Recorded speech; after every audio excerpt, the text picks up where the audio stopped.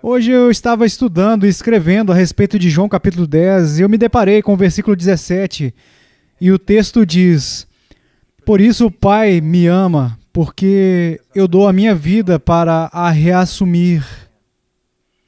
Enquanto eu fazia pesquisas a respeito deste texto, eu encontrei algo sobre um puritano, Robert Walker. Ele foi um puritano lá no final do século XVIII, início do século XIX, e ele escreveu muitas coisas bonitas a respeito de Cristo no Evangelho. E eu gostaria de ler uma para vocês, porque isso comoveu especialmente o meu coração, e tudo isso também é um chamado para todos nós, um chamado constante, para não nos tornarmos tão distraídos nos assuntos deste mundo, mas para fixarmos os nossos olhos na beleza de Cristo. Robert Walker escreve: Mas a plena apreensão do amor do Pai neste conto talvez não possa ser trazido dentro da capacidade da mente humana. Mas se Deus, o Pai, ama Jesus como mediador e por sua companhia está incessantemente vendo-o com êxtase, por conta disso, pode servir pelo menos para te ensinar, minha alma, quão extraordinariamente te convém olhar a Jesus pelo mesmo. E que teus olhos, como olhos de todas as tribos de Israel, devem ser voltados para o Senhor. Meu querido Senhor Jesus, deixe os meus olhos, o meu coração, a minha alma inteira fixar os olhos em Ti, até que toda a afeição saia em desejos após a Ti. E eu te rastrearia como o Velho Testamento e os santos que viram o Teu dia de longe, se alegraram e ficaram felizes por Te ver. Como no Novo Testamento e os crentes que estão olhando para Ti, estão maravilhados com suas faces, não se envergonham de Te ver, como o primeiro amanhecer da manhã, assim até a luz da manhã, e até o amanhecer e as sombras irem embora, e até o meu amado vir a mim, como uma linha ou um jovem coração nas montanhas de Betel. Sim, precioso Senhor Jesus, eu enviaria os mais sinceros anseios da minha alma pelas janelas dos olhos após a Ti, e nunca daria descanso aos meus olhos, nem cochilaria nas minhas pálpebras até que aquela hora abençoada chegasse, quando nenhum mediador iria intervir para impedir o pleno gozo da minha alma em Ti. E quando um corpo de pecado e morte não mais cansar a minha alma em seu prazer de Ti, mas então verei Jesus como Ele é.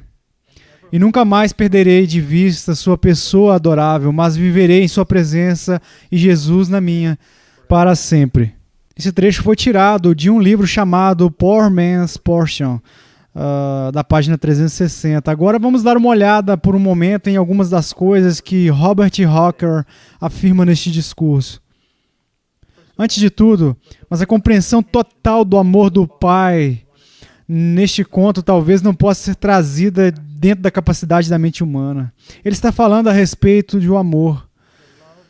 O amor que o Pai sempre teve pelo Filho, mas especialmente no que diz respeito ao trabalho no Calvário, que o Pai amava tanto o Filho pela sua obediência que seria impossível entender isso.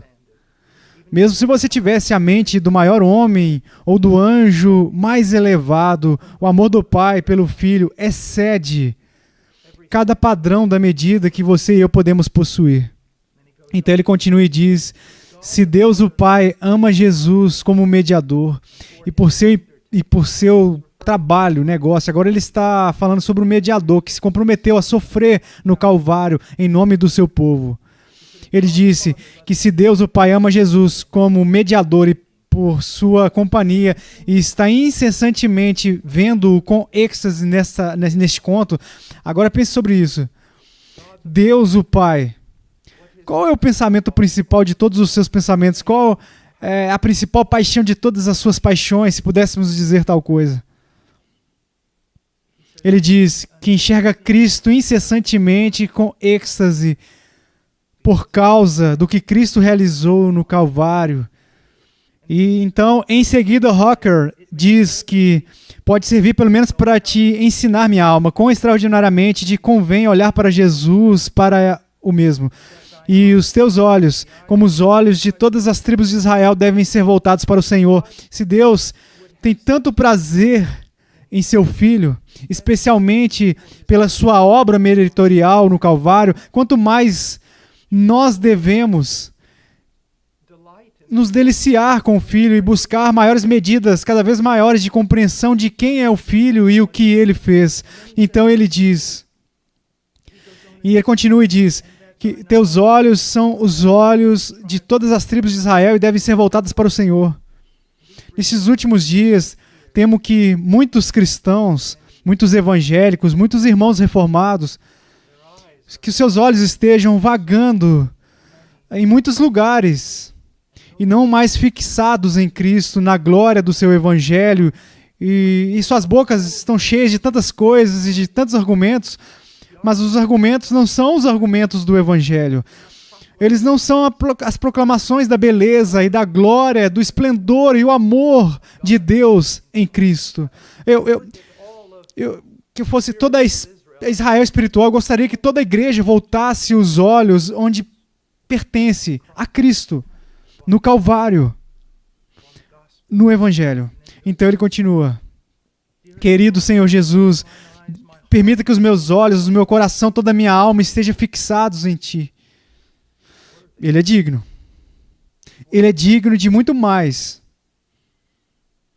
Uma míriades infinitamente maior do que todos os nossos pensamentos combinados juntos. Querido Senhor Jesus, deixe que os meus olhos, o meu coração, toda a minha alma estejam fixados em Ti até que toda afeição saia em desejos após Ti. Eu tenho caminhado com Cristo por muitos anos.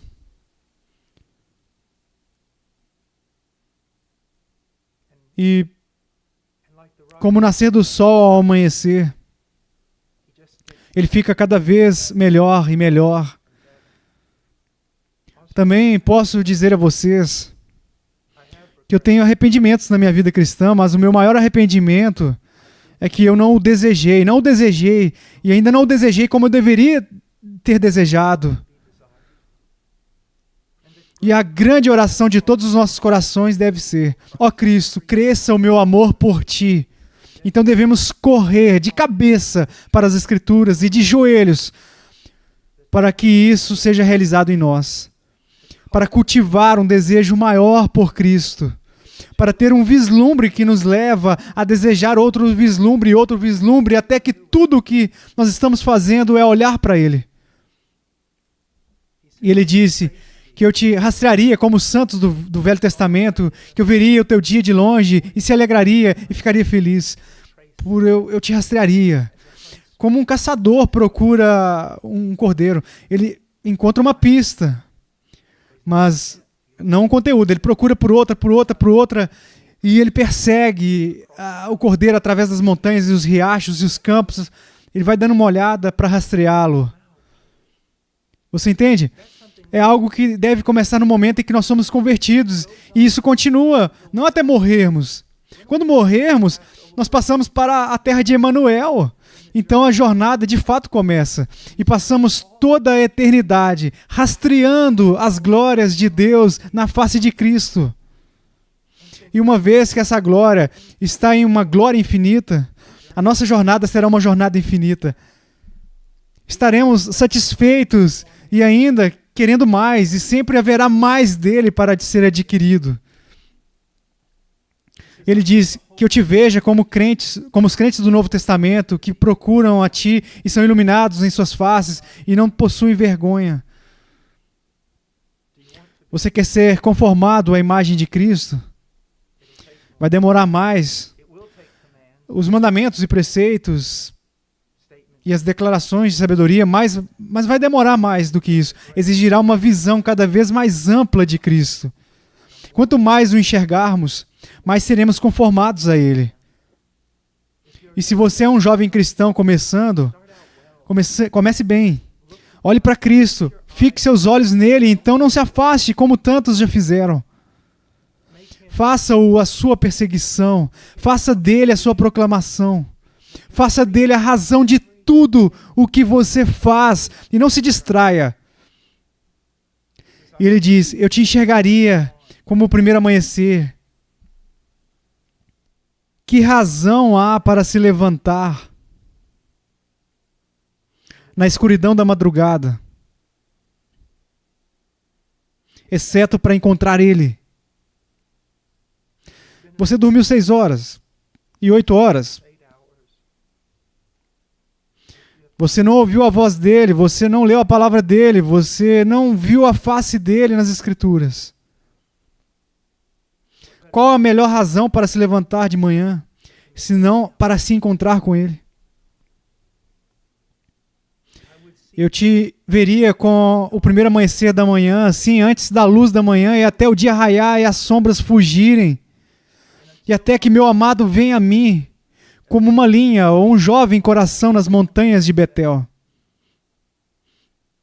Cristão, especialmente os jovens cristãos, nós vivemos em um tempo de gratificação imediata, mas essa não é a vida de oração, não é a vida de busca.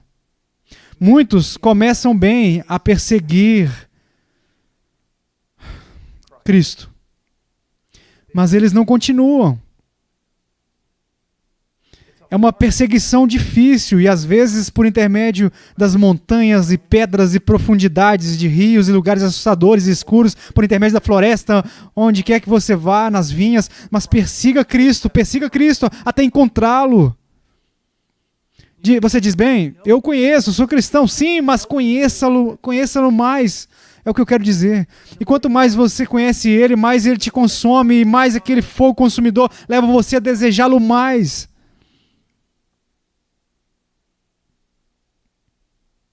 Eu tenho uma pergunta para você, e tudo o que aconteceu, e tanto aconteceu recentemente, isso levou a pensar mais em Cristo? Isso te levou a buscar a Cristo com uma paixão maior? Isso te levou a proclamar Cristo? Porque como muitos dos antigos santos diziam, qualquer conversa onde o tema não é Cristo, não é nada mais do que palavras inúteis. Sim, precioso Senhor, eu enviaria saudades sinceras da minha alma pelas janelas dos meus olhos após ti, e nunca daria descanso aos meus olhos, nem cochilaria as minhas pálpebras, até aquela hora abençoada chegar. O que ele está dizendo é, honestamente, seu coração por Cristo é provado pela quantidade de tempo que você gasta procurando Ele, na sua palavra e na oração. Ele diz, para procurá-lo até que aquela hora abençoada chegue, quando nenhum mediador deve intervir para impedir o pleno gozo da minha alma em ti. Tantos que não olhamos como homens que olham em um mero escuro, um espelho escuro e embaçado, mas olhamos porque qualquer vislumbre dele vale a pena. E ainda um dia vamos passar por cima e enxergá-lo como ele é. E mesmo assim, vamos persegui-lo. E quando um corpo do pecado e da morte não cansarem mais minha alma e o prazer de ti. À medida que envelheces, cristão, você vai descobrir que talvez você, como eu não me tornei tudo o que você pensava, mas eu poderia se tornar. Eu pensei que seria mais como ele. Mais limpo, mais santo. Mas no meu fracasso há algo que faz com que eu, em um grau ainda maior, anseie pelo dia quando eu estarei livre do pecado, quando eu serei livre das paixões tolas, das diversões que não podem me preencher. Eu serei livre disso. E você será livre disso. E em pureza. Agora nós podemos ter o uso correto da razão e o foco em tudo sobre Cristo. Mas então verei Jesus como Ele é. E nunca mais perderei de vista sua pessoa adorável. Em todas as distrações, a gritaria, os gritos, Deixa eu fazer uma pergunta. Você perdeu de vista sua adorável pessoa? É tão fácil de fazer mesmo assim nas melhores circunstâncias. Mas chegará um momento em que nunca mais perderemos de vista sua adorável pessoa, mas viveremos em sua presença.